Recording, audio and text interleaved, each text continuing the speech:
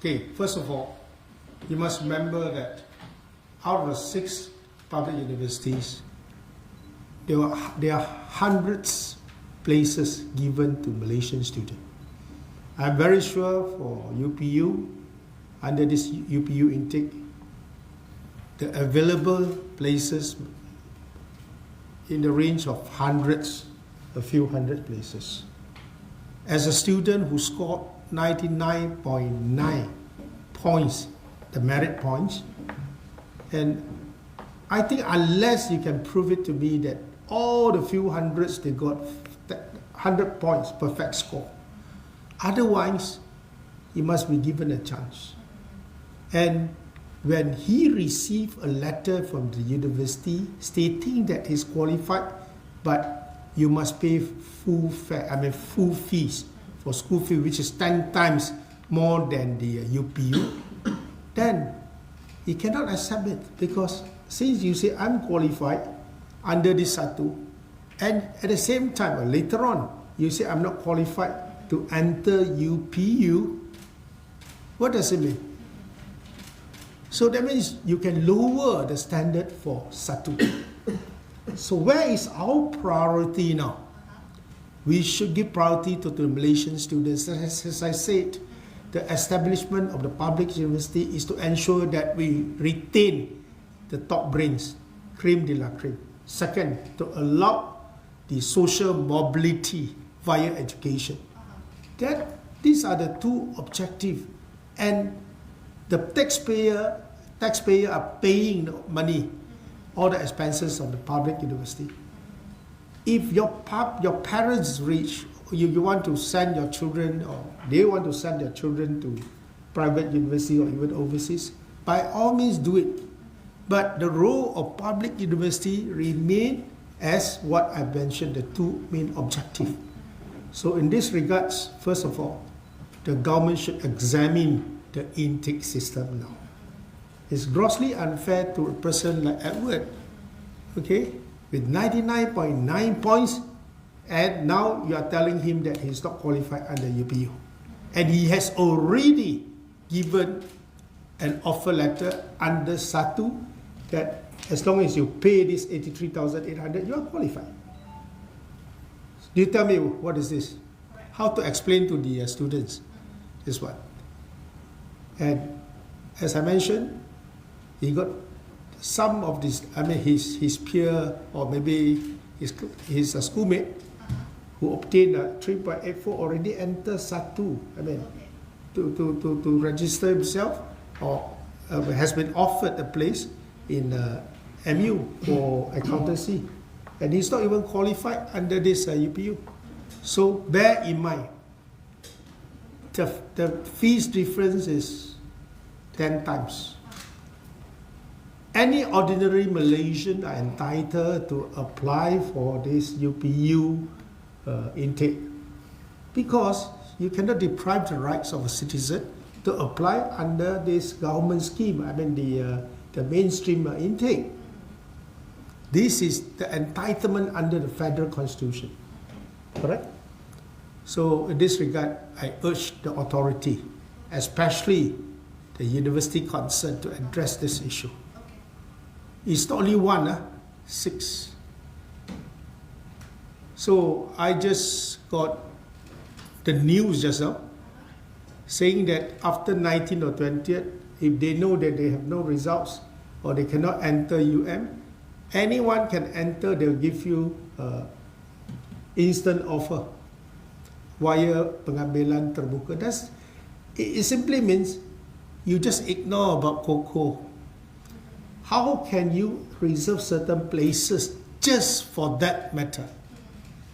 Whereas you still have students who are nearly with a perfect score, 99.9, cannot enter. Please repeat one more time. You got information that after the 18th or 20th, if no one... No, sure. MCA Youth Bureau Chief, you can contact him, he'll tell you where to find all this information. That means they know that by 15, all these rayuan will be processed by the authority, but you still cannot get any offer. They are waiting for you. I mean, they can give you offer. What does it mean? You keep some quota for what? Yeah. This is grossly unfair to students. I hope that people realize this. Okay. University is not for us. It's not a place for us to commercialize the places, so to speak. Thank you.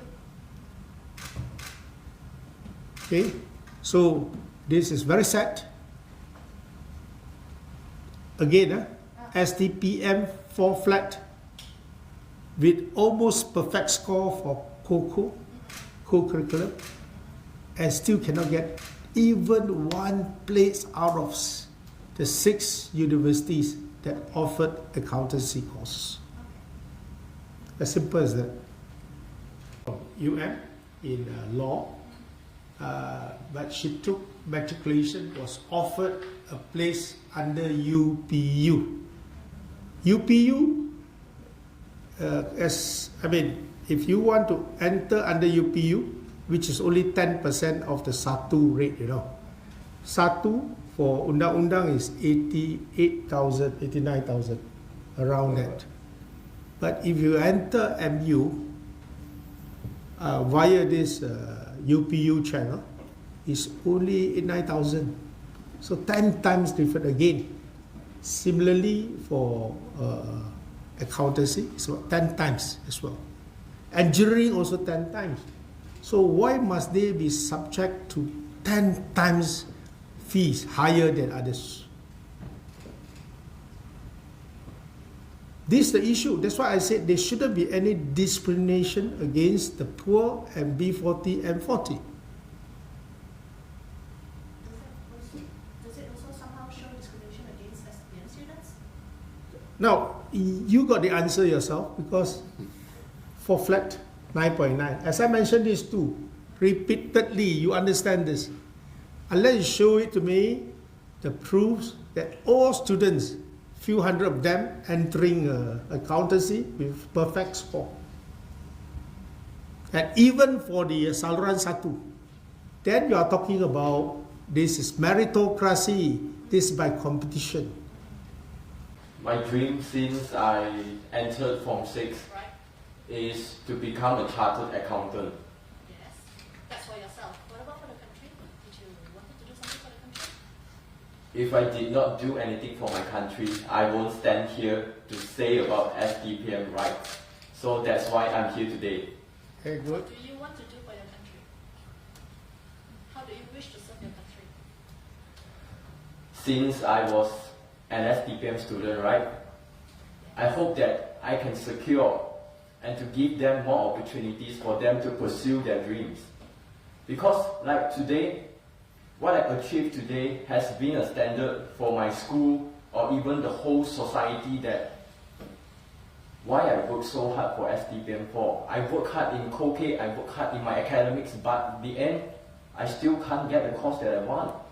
So, for our younger generation, for our future generation, am I letting this kind of situation completely happening in the future? No. I have to stand up and I have to talk what SDPM students face nowadays. I have many people, I have many friends. They achieve the same result as mine for flat, although their market merit is not that high, but I think we deserve a choice. Same as matriculation, same as other schemes, we have the results. So why we should retreat and to say, whatever UPU give me, I just accept? No, I can't accept that fact. Edward Wong for his guts and courage. Right. I think I have to proceed from here, besides his case. Let me show you some funny thing that I just discovered.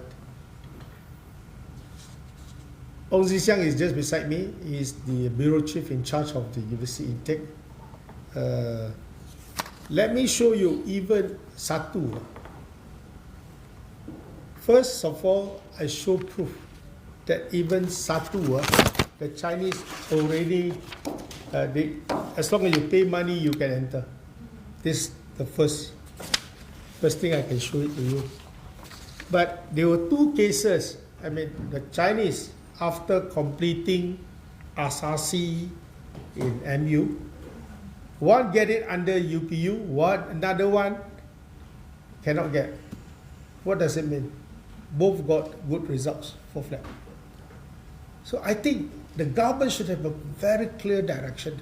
Remember when I mentioned in Parliament, I said it is to my road shock when people can just sell the Bumi quota as long as money you pay.